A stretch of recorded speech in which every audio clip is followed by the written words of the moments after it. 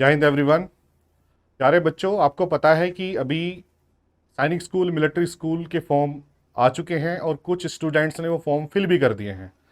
मैं Sanjeev Parashar, director of sniper defence academy, आज एक सेशन लेकर आया हूं जिसमें आप सभी को ये बताया जाएगा कि इन फॉर्म्स को फिल करने का तरीका कैसे है और फॉर्म फिल करने के बाद आपने प्रिपरेशन कैसे स्टार्ट करनी है। लेकिन इससे पहले आपको ये भी जानकारी होनी चाहिए कि सैनिक स्कूल और मिलिट्री स्कूल में पढ़ाई करने का बेनिफिट्स क्या है। हम अपनी एकेडमी में बच्चों को फॉर्म भी फिल करा रहे हैं, प्लस प्रिपरेशन भी करवा रहे हैं और तैयार कर रहे हैं बच्चों को उस रिटर्न एग्ज़ाम के लिए, उस एंट्रेंस एग्ज़ाम के लिए, जो कि एक अपने आप में बहुत अहमियत रखता है। इस रिटर्न एग्ज़ाम के बाद बच्चे जो इसे क्वालिफाई करते हैं और जो मेरिट में आते हैं, वही बच्चे सैनिक स्कूल और मिलिट्री स्कूल में एडमिशन ले पाते हैं। अब आपके मन में ये ख्याल आ रहा होगा, ये डाउट्स आ रहे होंगे कि ये प्रिपरेशन हमें क्यों करनी चाहिए या सैनिक स्कूल, मिलिट्री स्कूल में जाने का बेनिफिट्स क्या है।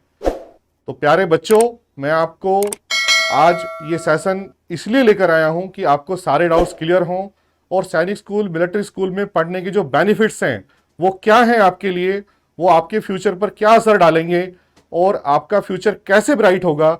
इसके लिए मेरे साथ हैं आज कर्नल अरुण यादव साहब, जो आपको बताएंगे कि सैनिक स्कूल, मिलिट्री स्कूल का जो एक स्टूडेंट होता है उसकी लाइफ बाकी स्टूडेंट से कैसे अलग होती है और उसका फ्यूचर कैसे अलग होता है। तो प्लीज मैं रिक्वेस्ट करूंगा साहब से। गुड आफ्टरनून बच्चों। मैं कर्नल अरुण यादव, एक इन्फेंट्री ऑफिसर।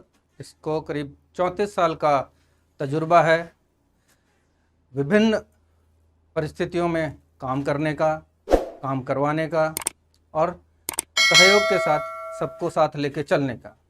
अभी जो पराशर साहब ने मेरा जो आपको इंट्रोडक्शन दिया और जो बताया कि मैं बताऊं आप लोगों को कि सैनिक स्कूल को ज्वाइन करने की या मिलिट्री स्कूल को ज्वाइन करने के फ़ायदे क्या हैं, आपको क्यों ज्वाइन करना चाहिए, उसको आपको बेनिफिट क्या है। सबसे पहले तो आपको ये पता होना चाहिए कि हम जब किसी जगह में पलते हैं, पैदा होते हैं, पलते हैं, बड़े होते हैं, तो हमारे जीवन का एक मकसद होता है, एक एम होता है, जो शायद हमें शुरुआत में बचपन में ना पता चले, लेकिन एक उम्र आते आते, जैसे कि अभी सैनिक स्कूल जाने की उम्र आ गई है अब आप लोगों की, तो अभी आपके दिमाग में ये क्लैरिटी आ जानी चाहिए कि आप क्या करना चाहते हैं इस ज़िंदगी में। तो ये तो बात समझ में आ गई होगी अभी आपको कि मैं किस तरफ आपको लेके जाना चाह रहा हूँ। मैं लेके जाना चाहता हूँ, सैनिक स्कूल आपको एक ऐसे सांचे में डालता है, सैनिक स्कूल आपको ऐसे सांचे में डालता है कि आप एक बेहतर नागरिक बने, एक अनुशासित नागरिक बने, एक शिक्षित बालक बने और अपनी इस शिक्षा की काबिलियत को देश के काम लेकर के आए। वो कैसे होगा? वो जब आप एनडीए के लिए तैयारी करोगे, सैनिक स्कूल जाने के बाद वहाँ पर क्या होगा, एक तो आप बिल्कुल जो अपने आसपास के बच्चे थे उनसे अलग हो, ये साबित हो जाएगा जब आप अपना सैनिक स्कूल, मिलिट्री स्कूल का इम्तिहान पास करोगे। सबसे पहली बात, आप बाकी बच्चों से भिन्न हैं, आपका मकसद अलग है।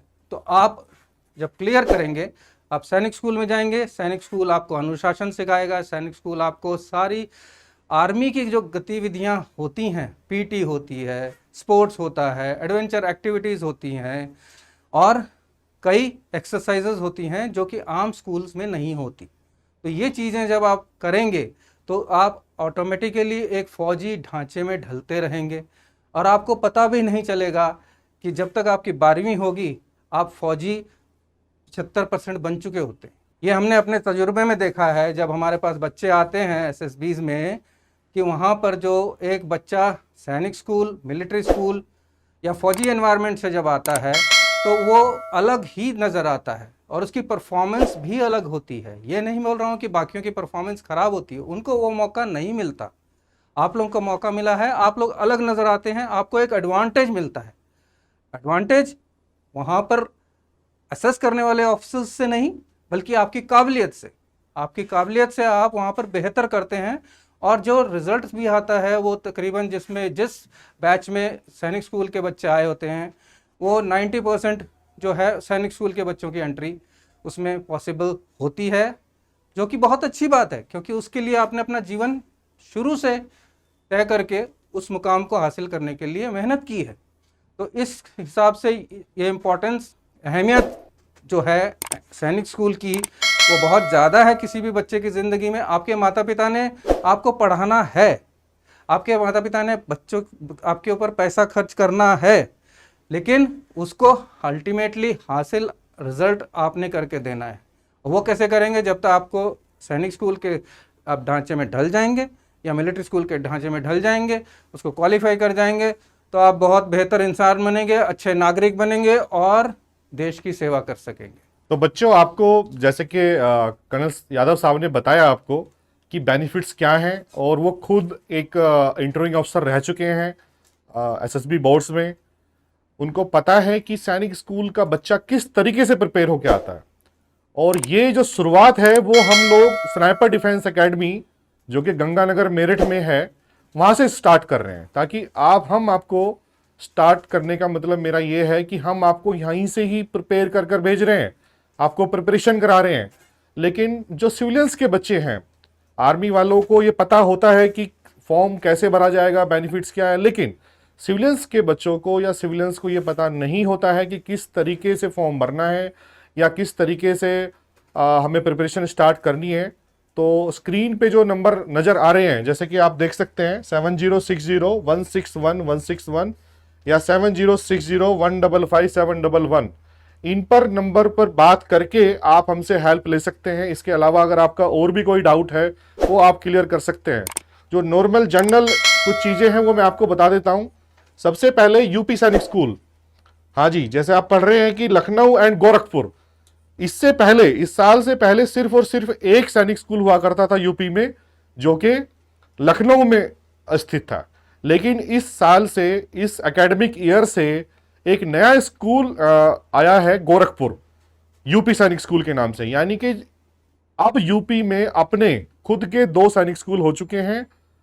और इनमें अब जो फॉर्म कौन भर सकता है? जो उत्तर प्रदेश का नागरिक हो, यानी कि जिस बच्चे के फादर के पास उत्तर प्रदेश का मूल निवास प्रमाण पत्र हो, डोमिसाइल हो, वो ही इस फॉर्म को फिल कर सकता है। अदर स्टेट्स के लिए ये फॉर्म अवेलेबल नहीं है।